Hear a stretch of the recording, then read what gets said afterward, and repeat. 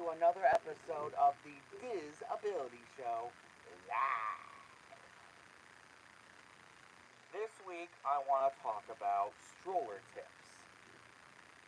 So, if you bring a stroller to Disney,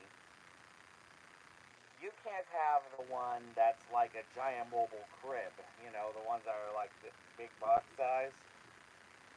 Because Disney doesn't allow those because they take up too much space. Also, there are some places in the parks that allow stroller parking. One of the most popular being behind the carousel in Fantasyland.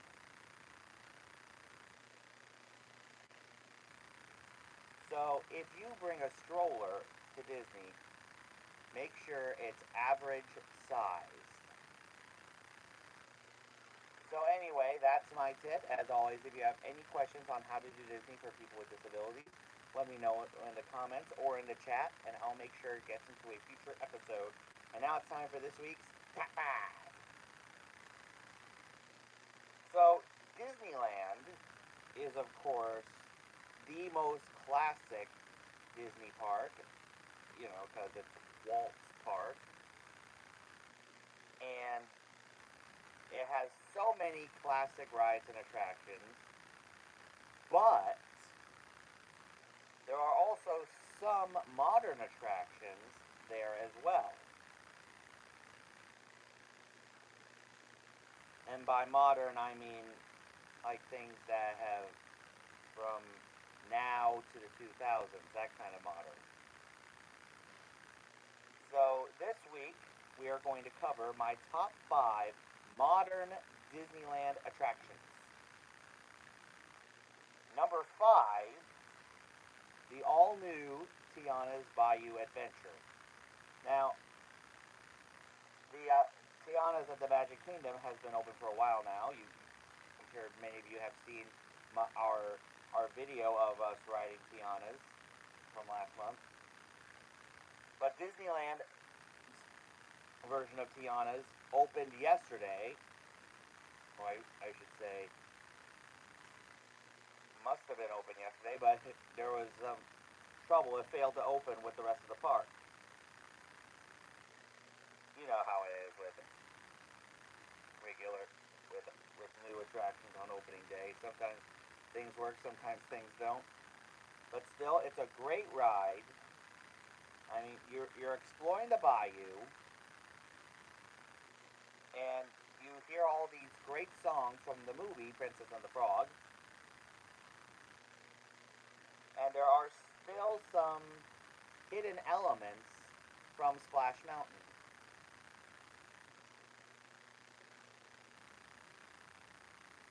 And of course, still that big drop. Alright, number 4, Star Wars Rise of the Resistance. Now, it's as big as a hit at Disneyland as it is at Hollywood Studios. Because it's an amazing ride, and you're trying to escape the First Order Star Destroyer and Kylo Ren. And it really does immerse you into the Star Wars universe. And keeping up with the theme of Star Wars, number 3, Star Tours The Adventures Continue. Now Disneyland's Star Tours is in Tomorrowland, because that's where it's been since it opened back in the 80s, because they didn't have Galaxy's Edge yet, obviously. But still, it's a great ride. I'm sure you've seen many vids of us riding Star Tours, because there are so many different adventure combinations you can experience. So, we always keep you guessing when we upload new Star Tours videos. Number 2, the Finding Nemo submarine voyage. So, back in the 50s, Walt Disney, of course, opened the 8th largest submarine fleet in the world, that being the submarine voyage, which took guests to the North Pole. Then when the submarines closed, Imagineers immediately thought, what kind of story can they use to bring back the submarines? Well, funny story. When Atlantis... hi, Chepper 1969. When Atlantis first came out, it was supposed to be the movie that would take over for the submarines, but unfortunately I was the only fan the movie ever had, despite it having a sequel. Direct-to-DVD sequel, I should say. But then when Finding Nemo came out, they got their story and it became a hit. So, and they made the subs eco-friendly as well, which is great. And it's a great story, and if you write it, it actually does contain some scenes that are found at the ride at Epcot. Hi, David Gonzalez. If you guys are just tuning in, we are doing my top 5 modern Disneyland attractions. If you're new to the channel, please subscribe. And my number 1 modern Disneyland attraction, Mickey and Minnie's Runaway Railway. So this Disneyland's version of the ride is in Toontown, and I think it's better than the one at Hollywood Studios because of their queue. You see, the Hollywood Studios ride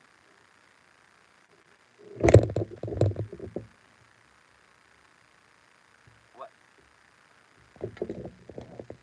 I have no idea what that means at 420, but I'm getting rid of that comment. Alright. As I was saying, so the ride at Hollywood Studios, the queue takes place in the Chinese Theater, because that used to be...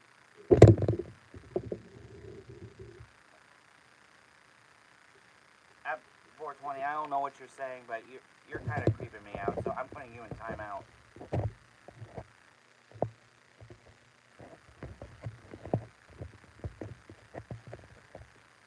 There we go. As I was saying, so when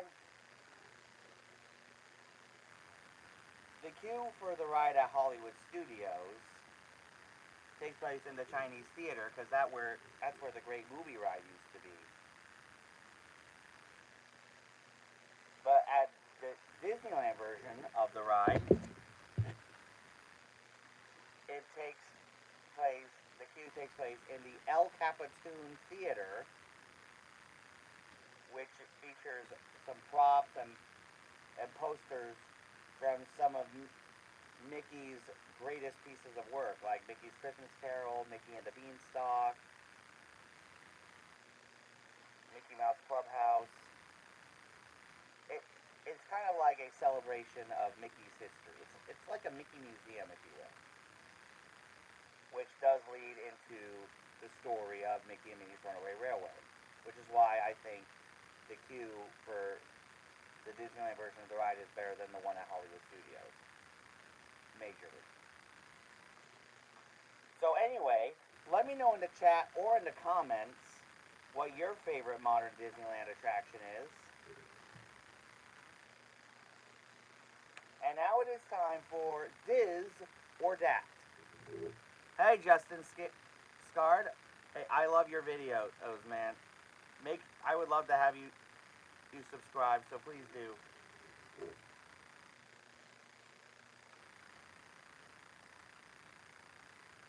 But anyway, now it is time for Diz or Dat. So, on both coasts, the Candlelight Processional is a beautiful holiday tradition, which of course was started by Walt Disney himself back in the glory days of Disneyland. So at Disneyland, the candlelight processional takes place on the train station, but it only lasts one weekend. Well, I go to the parks at least a couple times a year. I live in Maine, but maybe if you're in Florida in February or in California in April, we could talk.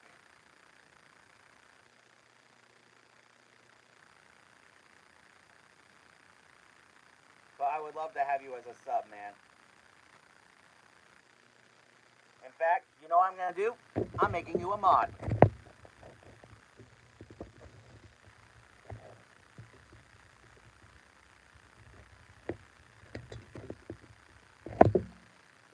There you go. Oh, Justin Scared, you are now a mod. Congratulations.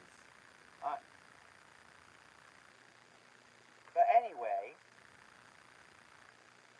as I was saying, the Disneyland version of Candlelight only lasts one weekend, where and at Epcot, this year's Candlelight Processional will take place every night from November 29th through New Year's Eve, and takes place at the American Gardens Theater. And this year's lineup of celebrity narrators is great, minus Whoopi Goldberg being a part of it. but still, I mean, great narrators, including some of our favorites, Neil Patrick Harris, and of course, being a military family, Gary Sinise. So anyway, let me know in the chat or in the comments which version of Candlelight you prefer, Diz, the Disneyland version, or Dat, the Walt Disney World version. And now it's trivia time! So last week, we asked the sorcerer's name. Of course, you're going with the Disneyland version, Justin Scard. So last week, we asked the sorcerer's name in Fantasia was what name spelled backwards. One of our loyal viewers, Patricia Dawson, answered correctly with Disney. And now here is this week's trivia time question. Now this might stump some people. How many fingers does Mickey Mouse have? Be the first one in the chat with the correct, or in the comments with the correct answer, and you will receive 100 cool points. So, yesterday the holiday season officially arrived at the Disneyland Resort, and it looks great. That's correct, Justin Scard. 4, 3 fingers and a thumb. So, I saw some footage yesterday of the holidays officially arriving at the Disneyland Resort.